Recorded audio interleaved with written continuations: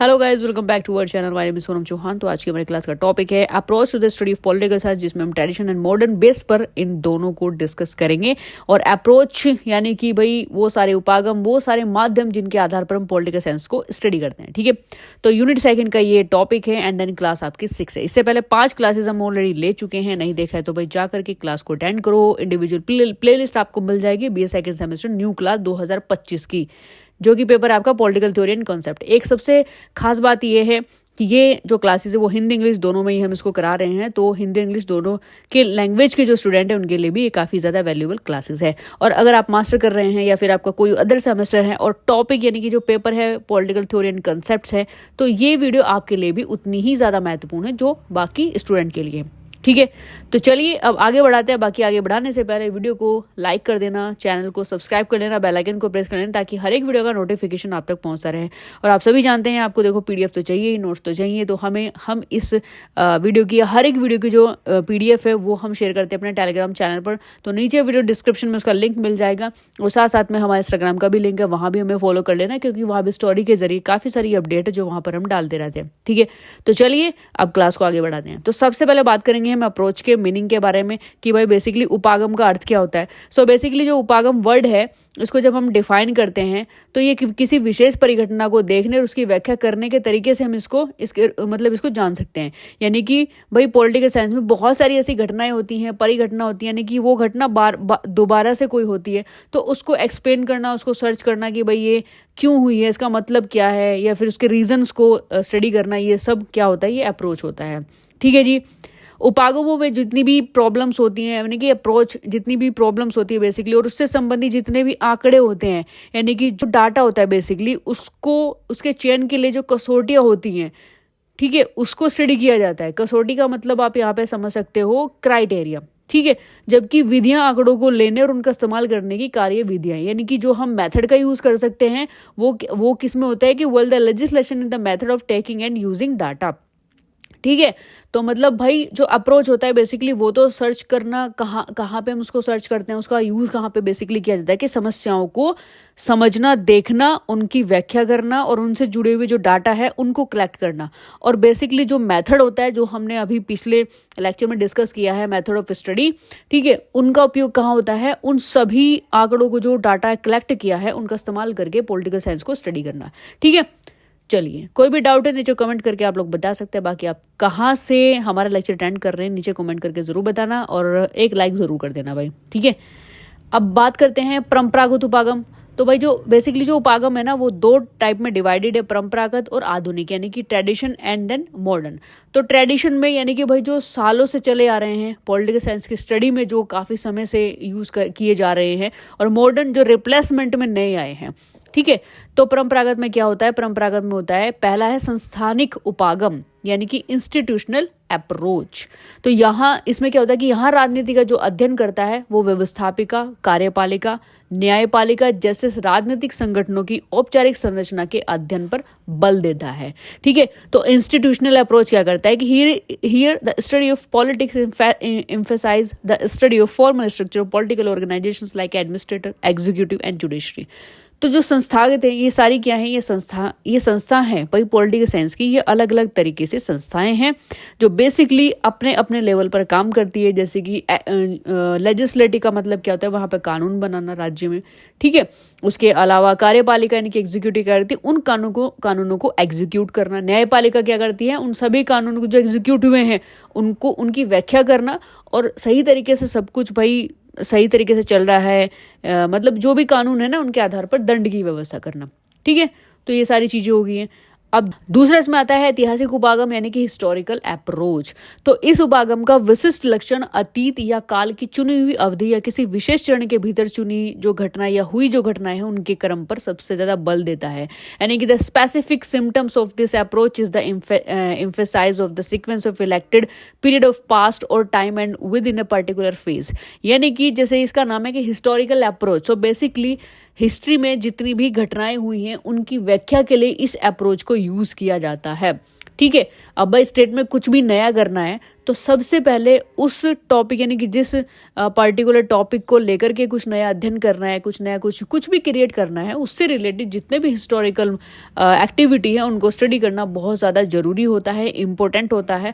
तो उसी बेस पर स्टडी किस बेस पर हो, फिर हिस्टोरिकल अप्रोच को यूज़ किया जाता है।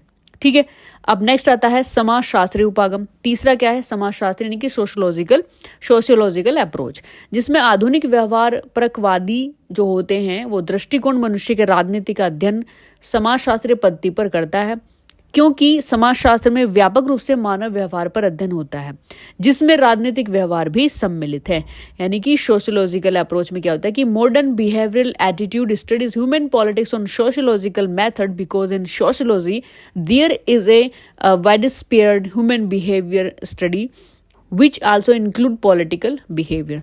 तो इस अप्रोच को यूज कहाँ पे किया जाता है, बेसिकली पॉलिटिकल बिहेवियर के दौरान इसमें भाई व्यक्ति के जो व्यवहार है ना उसको स्टडी करने में इसमें मदद ली जाती है इस अप्रोच की, कि भाई समाजशास्त्र में समाज में किस किस तरीके से लोग रहते हैं, ठीक है, उनका व्यवहार कैसा है, ठीक है। और उसी बेस पर देखो, हमने जो सबसे पहले वाला लेक्चर लिया था उसमें हमने बताया था कि पॉलिटिकल साइंस को बेसिकली स्टडी करने का जो मेन पॉइंट है वो राज्य है, और राज्य में हर तरीके का देखो बहुत सारी एक्टिविटी को इंक्लूड किया जाता है। लेजिस्लेटिव जब कानून बनाती है तो वो सोसाइटी के बेस पर कानून का निर्माण करती है, ठीक है, उनको क्रिएट करती है। जिस तरीके की सोसाइटी होगी उसी तरीके के कानून बनाए जाएंगे, ठीक है। कि भाई अगर सोसाइटी में बहुत ज़्यादा अराजक तत्व, बहुत ज़्यादा उसको मतलब डिस्टर्बेंसेस एलिमेंट अगर वहाँ पर इन्वॉल्व है, मौजूद हैं सोसाइटी में, बहुत ज़्यादा मतलब अन्य लोगों को तंग करते हैं, तो ऐसे में सिंपल भाषा में बताओ अपराधी बहुत ज़्यादा है, तो ऐसे में क्या करेंगे, तो वहाँ पर स्ट्रिक्ट कानून बनाने पड़ेंगे ना, स्ट्रिक्ट लॉ क्रिएट करने पड़ेंगे।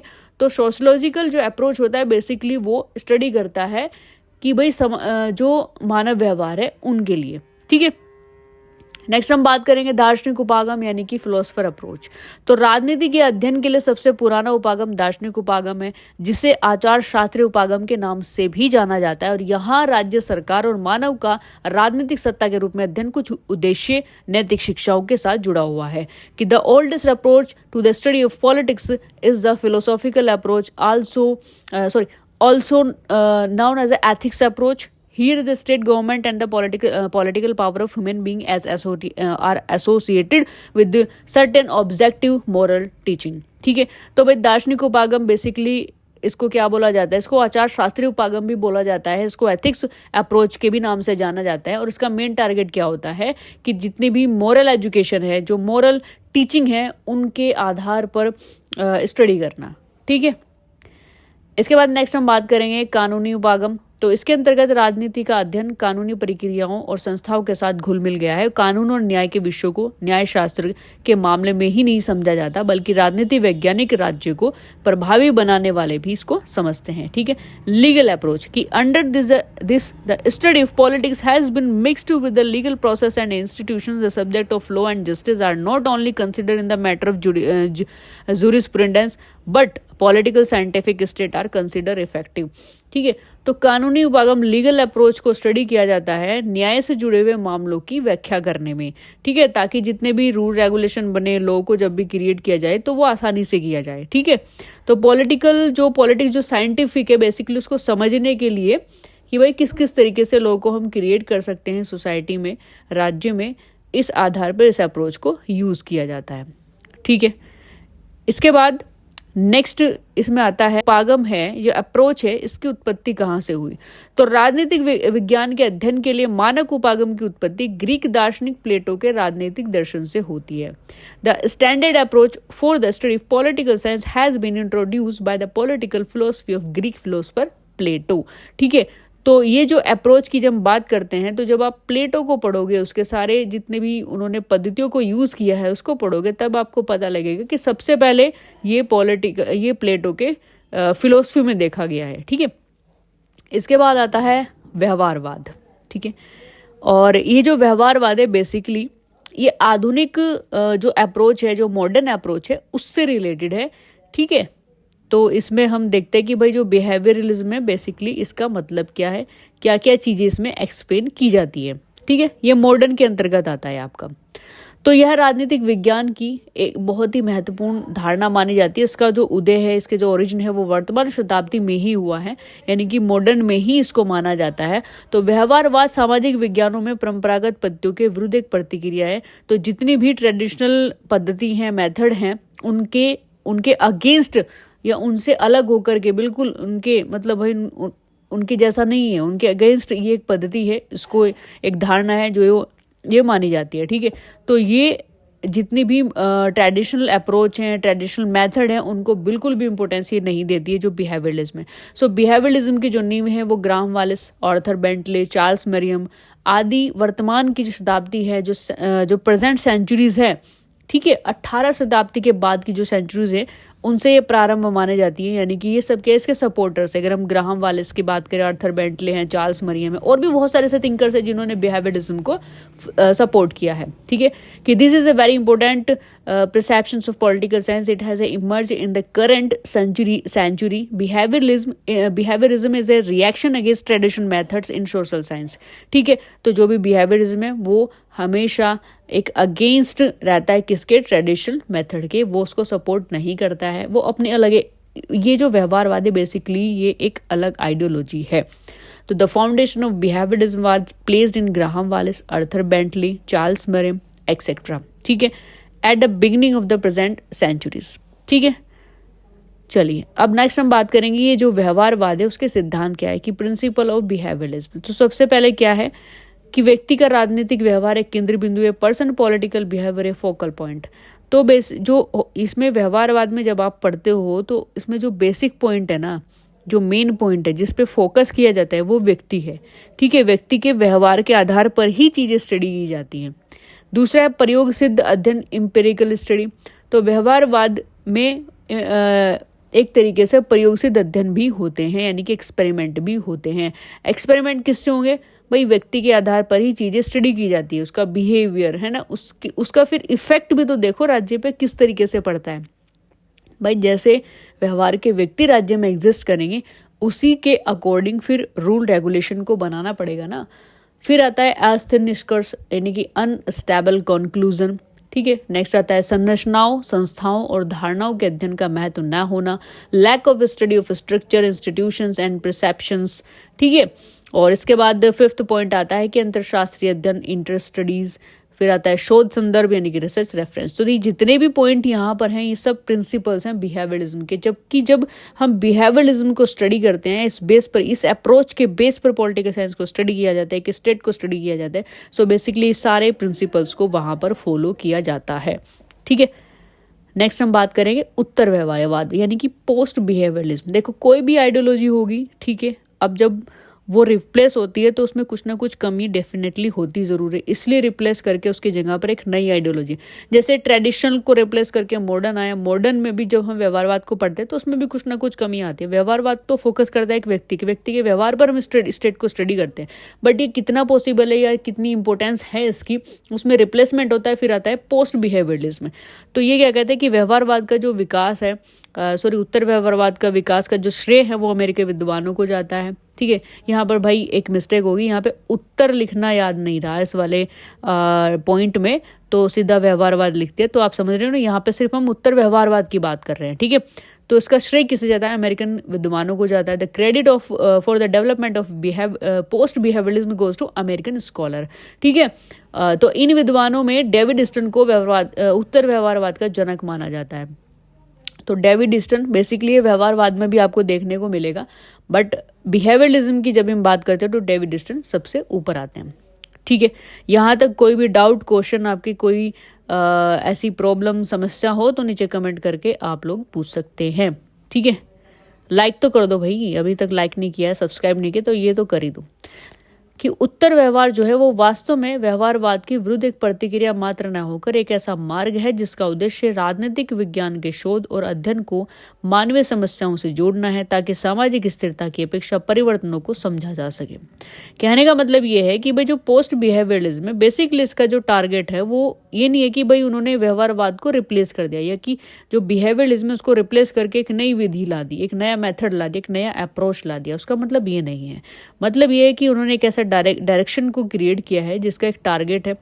टारगेट क्या है कि the aim of connect the research and the study of political science with human problem, कि भाई जिनका उद्देश्य क्या कि राजनीतिक विज्ञान की जब हम शोध की बात करते हैं, उसके रिसर्च की बात करते हैं या स्टडी की बात करते हैं, वो मानवीय समस्याओं से जुड़ी हुई हो, ह्यूमन प्रॉब्लम से जुड़ी हुई हो, ताकि सामाजिक स्थिरता यानी कि जो सोशल स्टेबिलिटी है वो वहाँ पर क्रिएट हो सके। ठीक है, तो यहाँ पर पोस्ट बिहेवियरलिज्म को स्टैब्लिश करने का यही एक इनका टारगेट है।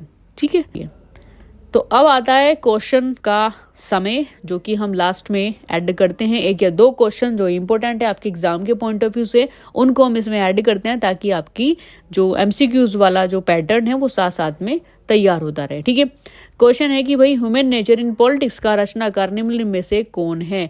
तो ये किताब है, किताब का नाम आपसे पूछा गया कि भाई इनके राइटर्स कौन है, इसको क्रिएट किसने किया, ह्यूमन नेचर इन पॉलिटिक्स, जो कि काफी इंपॉर्टेंट है। देखो क्वेश्चन डेफिनेटली आता है, बुक्स के बारे में भी आता है। तो ऑप्शन इसका ए सही हो जाएगा, ग्राहम वालेस। ठीक है, अगला क्वेश्चन देखिए कि व्यवहारवाद आंदोलन कब शुरू हुआ माना जाता है, when is a behaviourism movement begin. तो कब हुआ व्यवहारवाद, यहाँ पर ऑप्शन इसका डी सही हो जाएगा, after the second world war. ठीक है, क्योंकि सेकेंड वर्ल्ड वॉर का इफेक्ट इतना ज़्यादा सोसाइटी पर या यूँ कहे कि पूरे वर्ल्ड पर पड़ा था कि उसके बाद पूरी विचारधारा ही बदल चुकी थी। ठीक है, एक नई आइडियोलॉजी के साथ एक नई सोसाइटी, एक नया जो विश्व था वो सामने आता है। तो यहाँ तक की चीज़ें क्लियर आउट हुई। आई होप आपको video lecture definitely clear out हो चुका होगा, लेकिन फिर भी अगर कोई डाउट है तो आप भाई अपना क्वेश्चन नीचे कमेंट करके पूछ सकते हैं। ठीक, वीडियो पसंद है वीडियो को लाइक कर देना, शेयर कर देना, और अभी तक चैनल को सब्सक्राइब नहीं किया है तो सब्सक्राइब कर लेना, बेल आइकन को प्रेस कर लेना ताकि हर एक वीडियो का नोटिफिकेशन आप तक पहुँचता रहे। ठीक है, तो चलिए मिलते हैं नेक्स्ट इन्फॉर्मेशन के साथ में नेक्स्ट वीडियो लेक्चर में। तब तक के लिए जय हिंद, जय भारत।